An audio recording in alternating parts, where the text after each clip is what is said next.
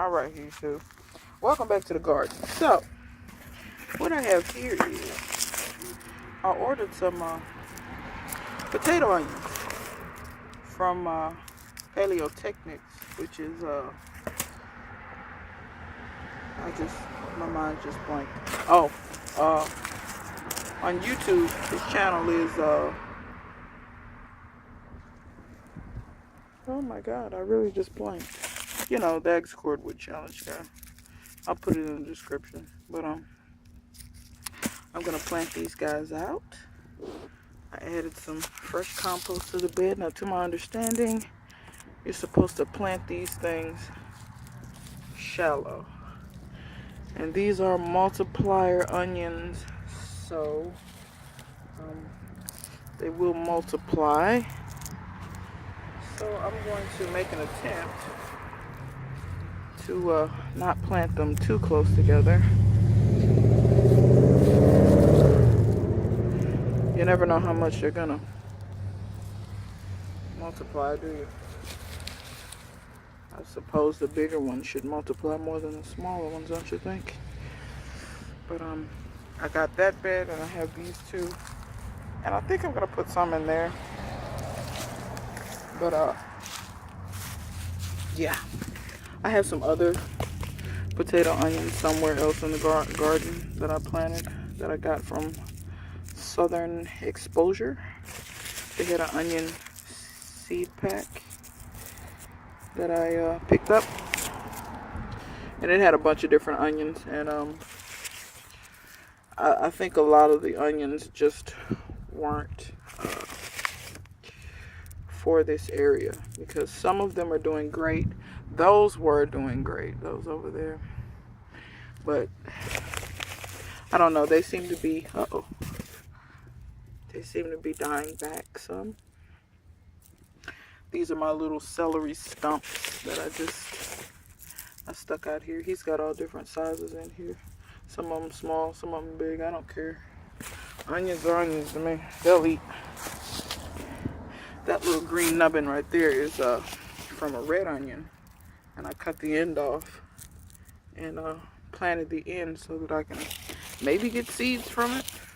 Onions are supposed to make seed on the second year, so after it makes its bulb thing, it'll keep growing and make seeds. So we'll see what that does. If it does nothing, I don't care. I think that one's a dud. I've had these for a little while. It's not his fault. I should have got out here and planted them before, but I didn't. And that is not the fault of Steven, which is his real name. He says his name on his channel, so no one think that I'm outing him or something. Huh. I think that's all. Maybe one more. There were some itty bitty ones. There's a couple of really tiny ones in here, I think. Let's see. That's all the little onion papery stuff, but here's two. Shove those two in. If they do something, they do, and if they don't, they don't. And all this little papery stuff can just break down in the bed. But we're gonna get some really cold temperatures here, and so just really lightly I'm gonna put pine straw over this to try to insulate it a little bit. Not a lot, but just a little. Try not to cover my celery too much. Get the pine cones out. I'm sure the onions probably won't freeze, but oh crap! I'm ripping holes in my sweats. Great. But like I said, we'll insulate this a little bit. I'm probably gonna end up putting more pine straw in here at some point. Okra pod. Maybe we'll get some volunteers next year. Maybe. Anyway. Like I said, I'm probably gonna insulate this better. Tomorrow is not the freezing, it's after that. But it's gonna freeze, and then on the 1st it's supposed to get down to like 10 or something at night. But anyway, as you can see, those onions were doing better than that. But I have other onions over here that are doing fabulously. Also, I wanted to show you guys, I think I mentioned in the last video that I'd planted garlic. Well, as you can see, it started coming up over there as well. Also in here, I have garlic. My cabbage is growing. It's doing well. It's supposed to rain tomorrow. I planted beets in here. I don't know if anything will come up or not. I put beets over here too. Don't know if anything will come up. We'll just kind of see. I think it's been a little cold for seeds to germinate, but more cabbage in this one. They're looking pretty good. That's a Brussels sprout. That's a Brussels sprout. Also, there are onions in there as well. Those are some more of the onions that just didn't seem to do too well, or maybe they do better when it's warmer. I don't know.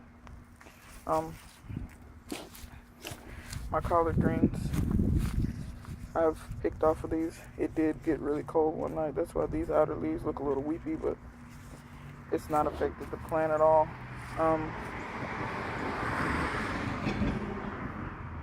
Down at the bottom, let's see here. This is Georgia collard. And I don't know why it all of a sudden just like leaned over like that. It wasn't leaning over like that before. But yeah, it just kind of like leaned right over. Maybe I'll stick you in between there. There, now. It'll stand up. You'll see its little brother is standing up.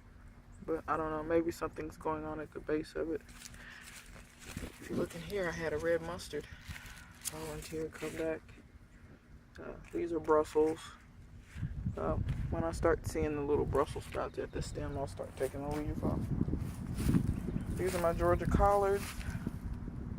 I'm really just kind of showing you this stuff so you can see how it grows from video to video. These are stir-fried broccoli. Those grew up nicely. These are lieutenant broccoli here. And, okay, I thought I had something that had been munching on this. But these are getting big fast. It's not taking much. A little comfrey in the middle there. Over here, the Swiss chard. I mean, it's coming on like gangbusters now. I do have some celery under there. And I had some red mustard.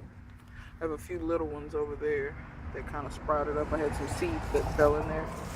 My kale. In all honesty, I think I'm going to harvest some of this kale before the frost. I'm going to harvest some of it. And I'm going to, that'll give room. Oh, there are 3 kale plants in here. Look at there.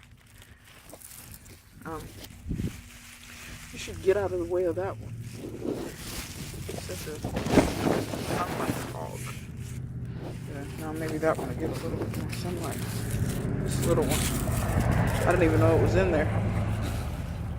Go figure. Route you over here. I'll tie a string to him. Tie a stake to him. Now this one will get a little bit more sunlight. See how it's brighter green in this one? Hasn't been getting that much sunlight. It's been getting shaded out. But anyway, I'm probably going to harvest some of that kale and the Swiss chard. And yeah. So everything's looking pretty good right in here. The comfrey in there is still alive. The comfrey down in there bounced back quite quickly. So is this one. It's being eaten by something, but I don't really care. I'm happy for it to eat my comfrey.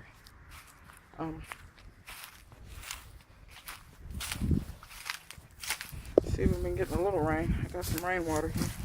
But see these onions? They're doing beautifully. Look at them. They're absolutely gorgeous. That was a clove of garlic, or a head of garlic that I missed. There's a bunch of small cloves. I broke them up into little cloves, spaced them out. So now, hopefully, I'll get, however many. I think there were like, let's see, 1, 2, 3, 4, 5, 6, 7, 8, 9. 9 little cloves there. Maybe I'll get 9 small heads. Strawberries still looking good.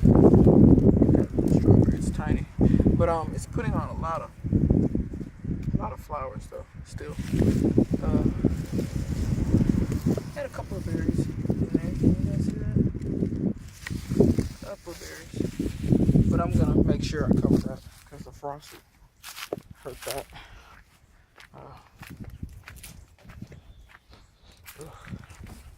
New car. Whew. Well, new to me. Anyway.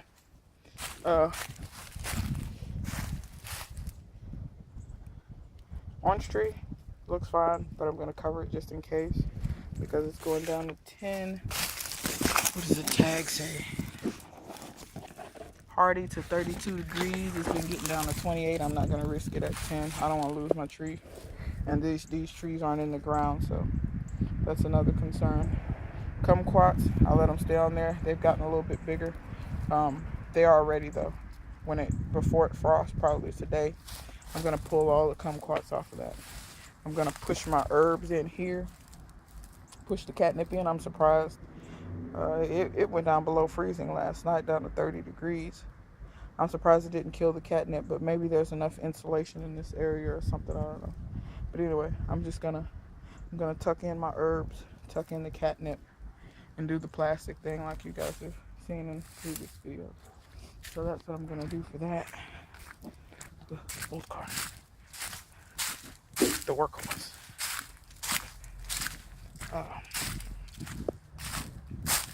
And back here I have a few things going.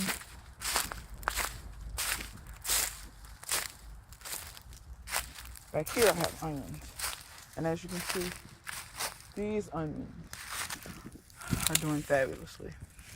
So that's why I say some of the onions, the ones in the front, I don't know if they're right. Because they have onions here, here, and here. And I planted something back here. I can't remember what I planted. Carrots? I don't know. I planted something. I have no clue. There's a lone pepper over there. See it? Right there. Pepper. I guess I might get that. The plant's dead, but the pepper is small. But anyway, yeah, I planted something back here. Can't remember what I planted, but it was something that if it doesn't come up, I don't really care.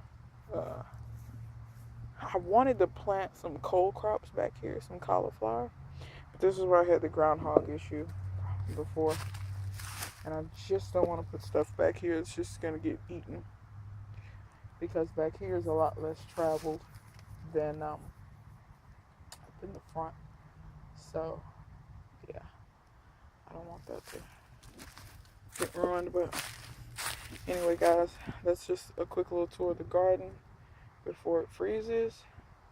Or before we get probably the coldest frost we're going to get. I don't know if we're getting any precipitation, so I don't know if there's going to be any snow or anything.